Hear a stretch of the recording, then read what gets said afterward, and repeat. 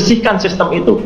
Kemudian teliti orang-orang yang dalam pembuatan ini. Ini terus terang saja, ya gitu. Karena saya juga khawatir ya, jangan-jangan ada ordal, ada orang dalam yang kemudian bisa terlibat di dalam kebocoran ini. Itu tugas dari kepolisian. Jadi kalau di Jepang sampai ada peristiwa seperti ini, udah pasti men, pejabat terkait pasti mengundurkan diri.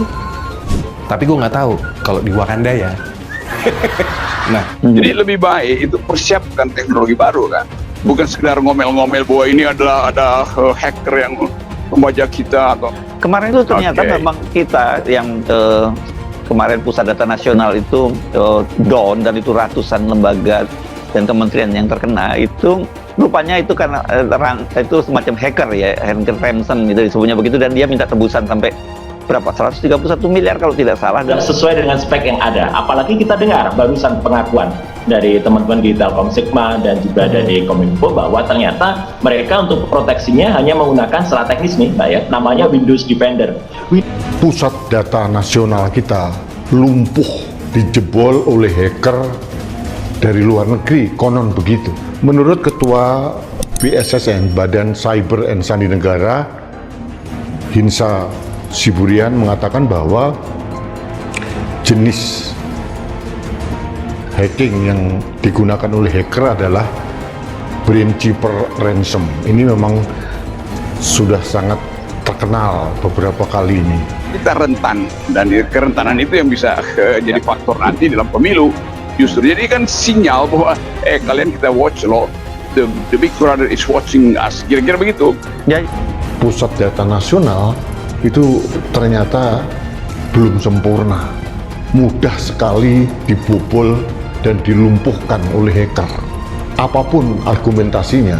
Tapi satu hal yang mesti diucapkan pemerintah, tanggung jawab dia apa terhadap lumpuhnya sistem informasi nasional. Betapa rentannya keamanan dari Pusat Data Nasional sehingga mudah sekali dihacking oleh para hacker. Yang pertanyaan berikutnya, kok tidak ada DCR ya, Data Recovery Center? Biasanya di berbagai negara ada backup data, kalau ada ini diserang masih ada backup yang lain. Pusat Data Nasional lagi-lagi diretas guys. Indikasi serangan ransomware akhirnya diakui juga nih sama si Budi Ari. Nah, serangan ini bukan hanya mengganggu layanan publik yang vital-vital nih, tapi juga mengancam keamanan data kita semua. Kominfo membangun ini, membangun itu, tapi pengamanan data nasional yang sangat vital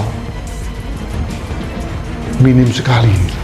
Jadi rakyat akhirnya bingung apa yang dilakukan oleh Badan Cyber dan Sandi Negara selama ini. Mudah-mudahan mohon doanya semuanya bisa kita tuntaskan, semua yang terjadi ini bisa kita mitigasi dan kita antisipasi. Lalu apa yang dilakukan oleh Kominfo sebagai pengelola data nasional? Kok mudah sekali dijebol gitu.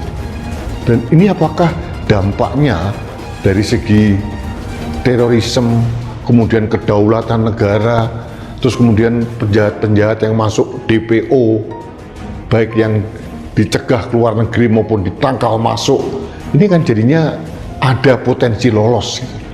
Sekarang kita kena palak sama reman cyber. Ini gimana nih cuy? Gila kan itu?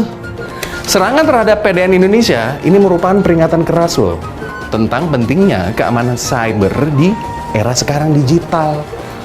Nah, meskipun pemerintah nih telah mengambil langkah-langkah untuk mengatasi situasi ini, insiden tersebut menunjukkan guys, perlunya apa? Peningkatan signifikan dalam strategi keamanan cyber.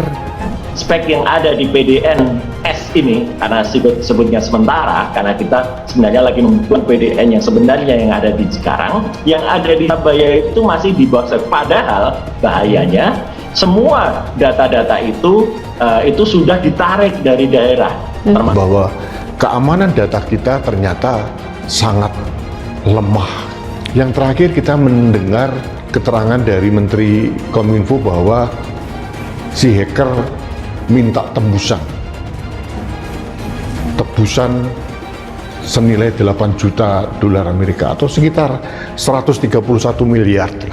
Kita melihat orang-orang yang diberikan amanah di lembaga-lembaga yang mengurus atau memproteksi data nasional itu tidak bekerja dengan baik.